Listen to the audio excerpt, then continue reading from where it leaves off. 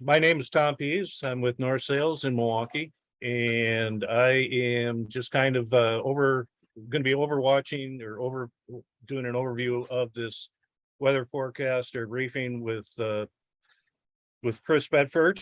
Um, I'm going to I'm going to try to keep an eye on the chat room, and if you have specific questions, please type them in the chat room. Or at the end of the session, we can try to open it up if there are some other questions to follow up. First of all, I do understand that some of you are doing the super hook or double hook where you're going to be turning around and coming back down. We've only asked Chris to look at the weather for the race, the hook itself, and not any of the return. So you're on your own for that if you're that adventurous, but I wish you all great sailing. With that, I'm going to turn it over to Chris Bedford. Chris is with Sailing Weather Services and has partnered with North Sails for a number of these briefings. And I hope you all get a lot out of it. And again, I hope you have a great race. Chris, all yours. All right, thanks very much. It's good to be back here again, and I'm looking for another great season of distance sailing on the Great Lakes.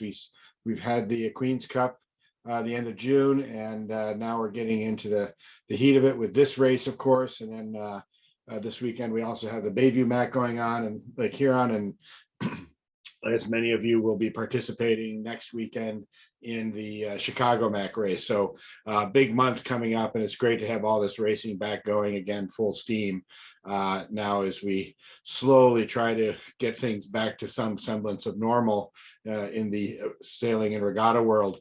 For those of you that don't know me, I'm a meteorologist, nearly 40 years of experience, grew up in Michigan, went to the University of Michigan and cut my teeth on forecasting for sailboat racing on the Great Lakes. So I've been doing this for a long time and graduated to sailing forecasts all over the world, around the world races, even Olympics, etc. And also I founded with Peter Eisler, the Marine Weather University. So we have a training course that Peter and I have put together to learn more about weather, specifically aimed at the sailing activities and weather information that is useful for that. So with that, I'll get started here and just share my screen. And so we should have up there now the title slide. It's always the one to start with so that we can work out any basic problems. But as I always start my forecasts out with sort of a little reminder that despite this forecast that I'm giving to you, a weather forecast is not a static thing. The weather is always changing, and therefore the weather forecast is always changing. You're responsible for the safety of your crew and your boat. And so it's important to keep monitoring the weather conditions along the way.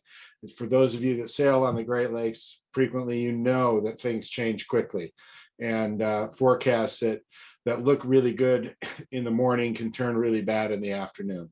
So it's important that you keep monitoring things. The NOAA All Hazards Radio on your VHF is a good place to start.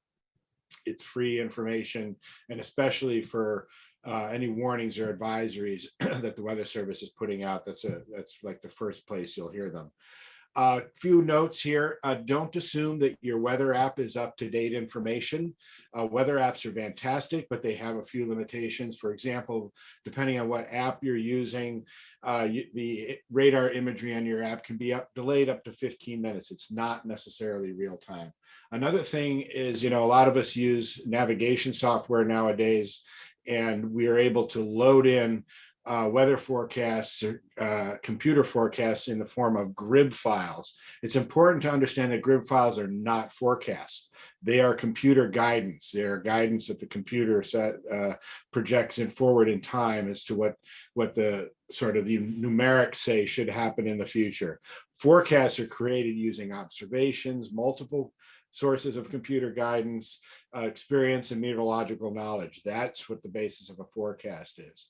So keep that in mind, that the grid file is not a forecast. It's something there to help guide you of what the possibilities are. And in fact, in this forecast, we're looking at two primary possibilities, and we're not quite sure which one of them is going to play out. So with that, there is I just said computer forecasts, grid files are not not forecasts, but there is a place where you can get some high resolution grid data, higher than you can get on most of the online sources.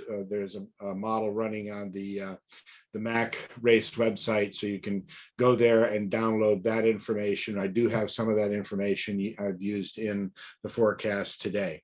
All right, so with that, as we're sailing on the Great Lakes, so we always have to concern ourselves with severe weather, and it looks like we're pretty much free and clear from severe weather this weekend. So I'm not expecting any severe thunderstorms on the lake. We're probably not going to see a lot of weather. We may see some showers at times, and there could be some heavier showers going into Sunday at some point, but most of the activity that we see should be fairly light. And on the official forecast here from the Storm Prediction Center, they have outlined some of the race area to be in a general thunderstorm risk zone. But again, I don't think that that's a real concern for us here. On Sunday, most of the weather looks like it's going to be down at the southern end of the lake. All right, going as we have to this time of year, we need to monitor the water temperature on the lake. Not so much a big deal, I think, for this particular race. Water temperature is important when it comes to things when we're talking like lake breezes and land breezes. Obviously, when the water is colder and the land is warm, we have stronger lake breezes. Alternatively, if the lake is warm and the land is cool, we have stronger land breezes. So it's always important to keep track of that. And this year, you know, the lake was quite cold coming out of this winter. And indeed, it is still running somewhat below normal lake-wide. We've had some decent warming over sort of the southern third of the lake, pushing up close to 70 down there. But up in the northern part of the lake, we're still looking at water temperatures closer to 60. So fairly cool temperatures across the lake. At this point, it looks like this forecast is not going to be particularly dependent on lake or land breezes. It looks like we're dealing more with synoptic winds in this race. And but again, if for some reason the synoptic winds are lighter, that means lake breezes will come into play. And given that the water temperature is cooler than normal, lake breezes will be a little bit stronger this year. All right, so here we get to the meat of the forecast. We're going to look at the surface chart first. We have, for tomorrow morning, we have high pressure situated across the northern part of the lakes and over the eastern Great Lakes. This high was sort of centered over all the lakes yesterday and has been gradually shifting to the east. There is a low pressure area, or will be a low pressure area, moving through the Mississippi Valley out to the west of Chicago somewhere tomorrow morning. That low is up a little bit further to the northwest and expected to kind of slowly move down to the south. That said, this high pressure area is going to move to the east, and it's going to open a little bit of a weakness and an opportunity for this low to extend a possible frontal boundary up across the southern part of the lake during the day on Saturday. And that means that this low could either be sort of in this west to moving south of Chicago position, or it could actually be south and more to the east position tomorrow. And so there's really two different forecasts that come into play here. It's not a particularly strong low. It's not like we're building anything that's going to generate winds of 20 to 25, 30 knots, anything like that. This is a relatively weak low, but it is important in terms of driving the pressure field. So, but right now it looks like we're going to have primarily a sort of southeast gradient wind. Again, if you think about the circulation around a low pressure, it's counterclockwise. So the wind will be coming in from the south. The gradient wind will be coming in from the southeast tomorrow morning, and that also is coincident with the circulation around a high pressure, which of course is clockwise. So that's what we're looking at tomorrow. Again, not anything particularly strong, maybe up into the low teens. So just to reiterate the fact that we're not looking for a lot of rain around the lakes. I have the forecast radar here for Saturday through Sunday, and we see that there's a few showers across the southern part of the lake tonight and even into tomorrow morning, but it looks like most of the lake will be clear until Sunday, when we may see a few more showers develop around. Again, doesn't look like there's going to be any organized thunderstorms or any large area rain outbreak areas. So for the most part, looking like a pretty dry situation. All right, on the wind field forecast, this is the forecast for tomorrow morning from the high resolution model. And you can see that in this model, the wind is basically from the southeast. So we have a southeast gradient wind, and the greens going to yellows here are sort of in the low to mid teens.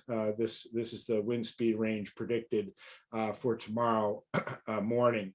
And there are some other models, though, if that low is further to the south rather than to the west, that have the wind in more from the east tomorrow. And we're going to look a little bit, or even from the north, actually, tomorrow. So we're going to look a little bit at those when we look at the routing, but there are some alternative possibilities here. But for the most part, it looks like sort of southeast wind component, and the winds generally in the mid-teens area. So with that in mind, the wave forecast tomorrow morning shows mostly 1 to 2 feet, perhaps closer to 2 to 3 feet up the coast a little bit, up the shoreline, up toward Milwaukee and north to Sheboygan. But for the most part, we're looking at sort of 1 to 2 foot seas tomorrow morning in that southeast wind. Now, by tomorrow afternoon, that southeast wind is still in place. You'll notice, though, that it is quite light up to the north, and the lighter winds up in the northern part of the lake are there because we still have that high pressure kind of lingering up there. And in fact, there are lake breezes developing up in the northern part of the lake. You can see them here on the Michigan shore, the Upper Peninsula shore, and even up here on the Wisconsin shore on this side. But still across the southern part of the lake where you would be, we're still in that gradient flow, generally from the southeast. But notice it is starting to back a little bit and become a little bit more easterly with time. All right, so by tomorrow evening, depending again on that forecast, that low pressure may be situated somewhere over southern Michigan. But as I say, there are different solutions for that. Again, some have the low down over Indiana, some have it sort of closer to the southwest of Chicago. So exactly where that low ends up, and it may be very subtle, and may not even be clear in tomorrow morning's forecast exactly where that low is going to end up. But we do see that the low pressure is transiting basically to the south of southern part of Lake Michigan. All right, so again, with that low in close proximity, there is a chance of some showers or maybe even the isolated thunderstorms, but at this point, I'm not expecting a wide outbreak as we talked about before. All right, so for tomorrow evening, you can see with that low moving more to the east, we're starting now to get the wind veering from the southeast, still southeast over the south part of the lake, but here it's more east and even coming in from the northeast and the upper part of the lake. So initially starting out primarily with a southeast wind and a starboard jibe heading north. That wind is going to head at us as we go to the north, and the angles will shift into upwind angles as we get about halfway up the lake, if not before. Then that affects the sea state. The waves will start shifting around, as we know that most of the wave direction here on the lake is wind driven. We don't have any large wind field further up the lake, so no swell expected to come down from there. So the waves will be coming in from the basically aligned with the wind direction and still sort of in the 1 to 2 foot range. By Sunday morning, just after midnight, we see the wind across a good chunk of the lake should be veered around now more easterly. And You'll also notice some light showers showing up on this model. Again, mostly it's over the southern portion of the lake, but there's a chance of some isolated light showers further up the lake as well. The wind speed still kind of in the low to mid-teen range. Sunday, that's a secondary low pressure wave is forecast to move into the southern part of the lake. The primary low before has shifted out to the east and dissipated. And that high pressure ridge is moving up to the north as well. And what that does is it brings our winds in mainly from the east. We can see the low pressure circulation over the southern part of the lake right here, just to the northeast of Chicago. And basically stronger easterly winds. When I say stronger, I say still in the mid-teens across the central part of the lake, and then lighter sort of 10-knot easterlies along the northern part of the lake. Again, you can see some scattered showers that this model is generating, sort of a mid-lake circulating around that low pressure area to the south. All right, and then Sunday, with sea state still kind of in the 1 to 2 foot range. Upwind, though, of course, it may, as you're sailing upwind, it may feel a bit rougher than that. Quite often, the sea state forecast is a little bit understated in this type of wind condition. And then on Sunday afternoon, we see the low still over the southern part of the lake here, basically about halfway between the Wisconsin and Michigan shore. And what that's doing now, instead of an easterly wind, we now have our winds shifting more northeast, so shifting into a more pure upwind condition up here in the northern part of the lake. Again, not particularly strong, still sort of in the low to mid-teens across that section.